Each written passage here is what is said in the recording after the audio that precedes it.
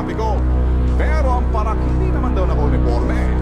Kwento ni Wilmore, binura raw siya at binantahan pa siya ng pulis na si PO3 Anthony Karamihan. Ang dahilan, naharangan lang ang kanyang dinaraanan. Pilit daw ito hiningyan ng lisensya ng motor at ang kanyang motorista. Nang tumagi siyang ibigay na nakasibilyan ng pulis ang kanyang lisensya, patong-patong na violation na raw inilagay sa kanyang ticket. Sa pilitan pa raw ito hinatak at ininpaw ng kanyang motor, pero wala namang ibinigay anumang resibo. Okay, kasama natin ngayon ang nagreklamong si Wilmore Agna para dito sa traffic police na si PO3 Anthony Karamihan ng Biñan, Laguna. Bossing, ano ba nangyari? Di kasi po sir, pag bibili po kayo ng kuha ng pang medianoche, December 31 po, may kasunod po ako, nauna po kasi yung nagparking na pagpasok namin doon, sir, hindi po namin alam na one way po yun. Pagdating po doon, nagparking lang po kami sa una-unahan lang po ng likod ng Rizal ng Biñan. Siguro sir, pagkalabas dyan lang po, malapit lang po, mga ilando pa lang po. Tapos nakikita ko po yung Pajero, sumunod po kami doon sa dalawang motor, sinundan po namin yun. Maya po, pag hindi po hinuli, nakasalubong namin si PO3 Karamihan, hindi niya po hinuli yung dalawa. Kami lang po ang na-traffic niya, gawa ng yung tricycle po, terminal po yan, dalawang tricycle yung kabilaan po.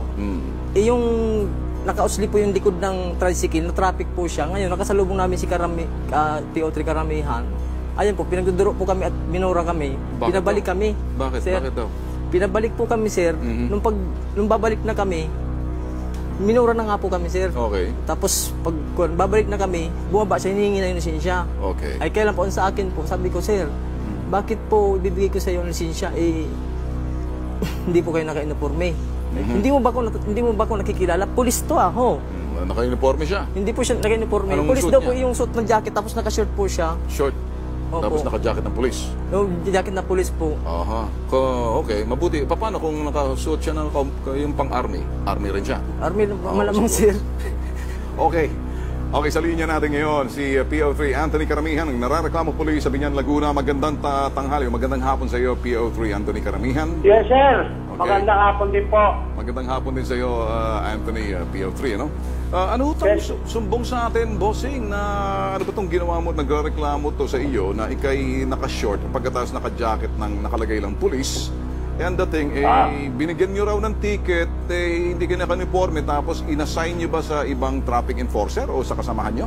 Hindi po, ma'am, sir. Sa totoo po yan, papasok po ako noon. Napadaan po ako sa Paterno Street. Okay. Na one way po yun. Okay. At nakita ko po na nagkakaroon po ng volume of traffic. Okay. Yung makita ko po, ang dahilan po, yung nagre-reklamo po, yung kanya pong delivery. Okay. So anong ginawa niyo?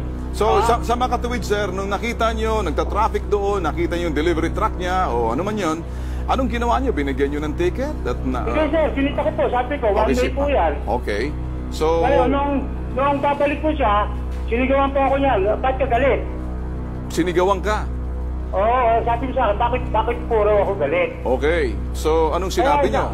Ang ginawa ko po ay sabi ko, tingnan ko nga yung lisensya mo kung meron ka. Okay. Ayaw po ibigay sa akin. Alright. Ngayon po, ang ginawa ko po, pinausap po siya, pinatabi ko. Okay, sir. Ngayon po, sabi po niya sa akin, kung meron daw akong ticket. Okay. Sir, ganito na lang, sir. Una, PO3, sineser kita, kasi kay Tool Rafi sineser ka. Pero sa akin, ganito lang. Anthony, makinig ka. Yes, sir. Pinuna mo siya, nagpakilala ka bang police ka? O yun, yes, sir. Nagpakilala po akong police pinya. Okay. Ngayon, nung sinita mo siya, okay na sana yon para pinaalis mo siya. Pero, binigyan mo raw siya ng ticket. Yes, sir, kasi po, okay, sir, sandali muna. Naintindihan ko na yung sinabi mo. Sa palagay mo, tama ang isang nakasibilyan na police, kahit na police, na mag-issue ng ticket na naka-short pants, naka-jacket lang, at naka-t-shirt? Hindi, sir. Tumawag po ako ng kapwa ko. Sandali. Okay, sige. Okay. Tama yung ginawa mo. Tumawag ka ng kapwa police. So ngayon... Oo, siya po kumuha ng lisensya niya. Okay. Sa palagay mo ngayon kaya... po, Sir, sandali. Anthony, sandali. Yes, tama bang ginawa mo na nagtawag ka ng ibang police na wala sa lugar, ikaw at siya, kayong dalawa ang nagparang may kunting pagtatalo, tapos tumawag ka ng pulis na wala naman doon sa area para lang isyuhan ng ticket yung kasama niya. Yung kasama, Hindi po, sir. Yung pong tinawag kong pulis, siya po nakakasakop ko, sir. Alright, nandoon ba siya sa lugar nung tinawag mo? Nandoon ba siya, nakita niya ba ang pangyayari? Hindi po. Pero Okay, marami po nakakita. Anthony, sandali. May mali dito sa proseso ng iyong pagbibigay ng ticket. Una sa lahat, pwede mo siyang sitahin, paalisin, pero nung nagpersonal ka na, nagalit ka na, parang kumbaga, pinagduduldulan mong pulis ka at nagbigay ka na ng ticket, mali yun, una sa lahat. Tama yung pagsita mo, tama yung sinasabing ginawa mo bilang isang pulis, pero ang pagbigay ng ticket dahil nagtalo na kayo, at pagkatapos inisyuhan mo ng ticket, sa pamamagitan ng kasama mo, basahin mo kung ano mga nilagay mo dun sa ticket, hindi ba? Arrogance ang sinabi mo?